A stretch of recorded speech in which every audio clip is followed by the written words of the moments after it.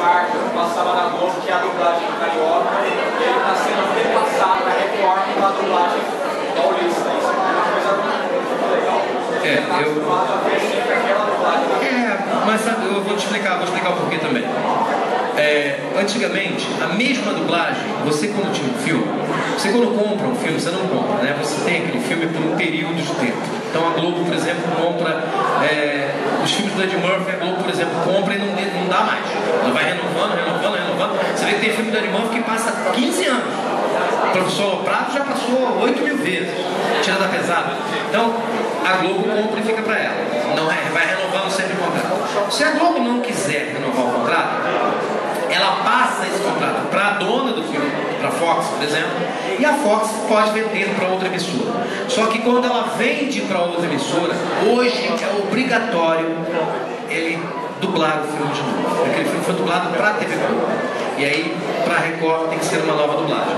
E aí, o filme vai para uma outra dubladora e aí coloca outras vozes. Por isso que hoje tem muito filme dublado, que você assistiu dublado de uma maneira e hoje ele está dublado de outra. Quanto à dublagem de São Paulo e do Rio, eu acho que tem grandes dubladores em São Paulo, como tem grandes dubladores no Rio de Janeiro. Tem um monte de dublador ruim em São Paulo, como tem um monte de dublador ruim no Rio de Janeiro. Então eu acho que é uma questão de direção, é uma questão de qualidade, do estúdio preservar a qualidade. Dublador bom tem no Rio e tem em São Paulo. Eu sei muito dublador bom de São Paulo, muito. Eu sei o nome de todos eles. Agora tem muito dublador ruim, que acaba cobrando mais barato e acaba, entendeu, ficando aquilo que você vê. Então não é um problema ser dublagem de São Paulo ou do Rio, o problema é a dublagem mal feita. Perguntas? Alguém quer perguntar? Não. Pode perguntar sobre sexo, como é que eu ando, como é que anda a minha vida sexual. Como é que anda a vida? Como é que anda? Eu sou casado com uma menina de 26 anos, será que...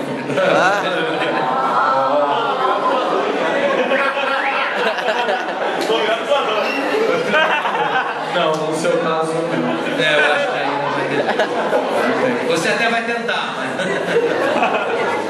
E se tem muita gente aqui que tem interesse em fazer dublagem, vai perguntar? Tá perguntando. Quando eu faço a dublagem, também há necessidade de fazer efeitos sonoros, tipo, de novo, explosão, esse tipo de coisa? Não, isso é uma coisa que vem separado do filme. Isso é uma coisa chamada banda internacional. Antigamente era chamada banda internacional, hoje é EME. Isso vem numa fita à parte, porque quando o filme é dublado, no mundo inteiro, aquilo é apagado. Ele é apagado. Entendeu? Então você recebe o estúdio de dublagem, recebe o CD com a ME do filme. ME é explosão, aplauso, grito, entendeu? Você, por exemplo, você tem uma cena de estádio que tem 100 mil pessoas no estádio, você não consegue fazer isso na dublagem. Então isso vem no ME. A única coisa que você faz é colocar assim, uns 5 ou 6 dubladores dentro do estúdio para que você tenha algum som em português no meio daquela multidão, entendeu? Algum grito em português no meio da multidão. Mas isso vem separado, isso vem à parte. Quando não vem, tem que fazer. Mas ele já vem pronto na sequência pra você escutar ou tem que ter a montagem depois? Não, já vem pronto. Já vem pronto, vai ser mixado junto com a voz. Então isso vai para o estúdio vai mixar. Às vezes é mixado nos Estados Unidos. Normalmente os filmes de cinema eles são mixados na Inglaterra agora, que é o melhor estúdio de mixagem do mundo atualmente é na Inglaterra. Então os filmes da Disney são mixados na Inglaterra, os filmes da DreamWorks são mixados na Inglaterra. O Shrek eu acabei de dublar semana passada e ele estava acabando de fazer algumas coisinhas e vai ser mixado na Inglaterra, vai para a Inglaterra. O último filme da Disney foi mixado na Inglaterra também. Os filmes de cinema geralmente são mixados lá fora. Mas isso é feito separadamente, isso vem separado. Senão você não teria condição. Porque quando você vai dublar, você apaga a banda, você apaga tudo, ela é apagada. Então você recebe só a voz só, que vem cedo, só a voz, e depois é colocada toda a música, o hino, que é tudo separado. Muita gente aqui, ou até quem é dúvida, tem vontade de seguir essa carreira na dublagem. Então, você explicar pro pessoal como é que o pessoal pode fazer isso, e se tem alguma dica, alguma coisa, alguma experiência. A primeira coisa tem que ser ator. Primeira coisa tem que ser ator. Eu trabalhava na Evertrich, eu trabalhei muitos anos na Evertrich, muitos anos. Trabalhei 30 anos, mais. E um dia entrou um rapaz no departamento pessoal, e ele viu que eu fazia dublagem, e aí ele chegou pra mim e falou assim: moço, como é que a gente tem que fazer para fazer esse tal de dublação aí? Eu falei: a primeira coisa eu quero aprender a falar. É dublagem, não é dublação. E segundo, você tem que ser ator. Primeiro passo é ser ator. Primeiro passo. Se não sendo ator, você não vai ser dublador. Porque pela lei, pela própria lei, a dublagem é uma ramificação do trabalho de ator. O ator, ele faz teatro, ele faz cinema, televisão, e alguns fazem dublagem também. Então, a dublagem tem que ser obrigatoriamente feita por atores. Um registro profissional. Depois, você vai ver se você consegue dublar. Você vai ver se você consegue.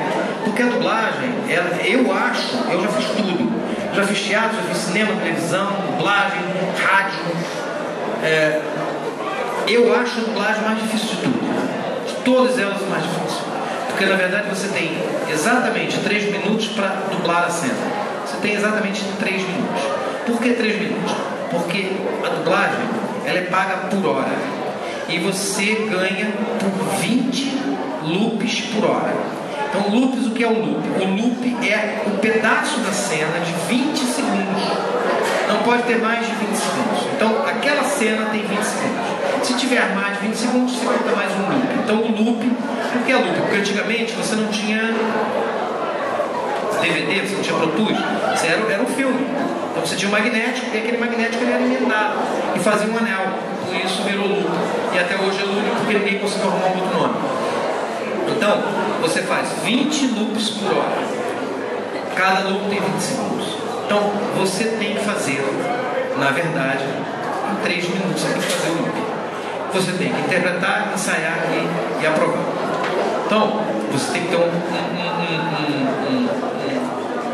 raciocínio muito rápido. Você tem que ter um reflexo muito bom.